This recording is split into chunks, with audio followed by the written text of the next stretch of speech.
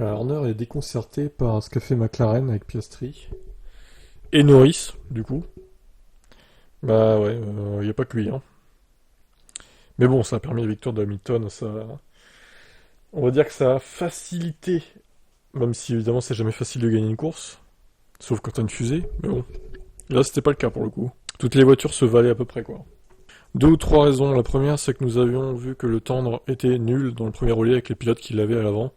Il s'usait très vite, nous l'avons vu un peu vendredi. Le pneu dur était plus robuste. On a estimé qu'il était meilleur pour nous chez Red Bull.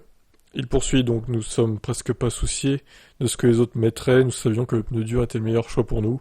On a eu quelques informations de Checo au début de la course, il semblait avoir donné d'assez bons chronos. Ouais, c'est vrai qu'ils ont pu tester ça avec Perez aussi au début. Même si bon, il avait plein, c'était pas pareil, mais ils ont pu avoir une idée quand même de la perf du pneu.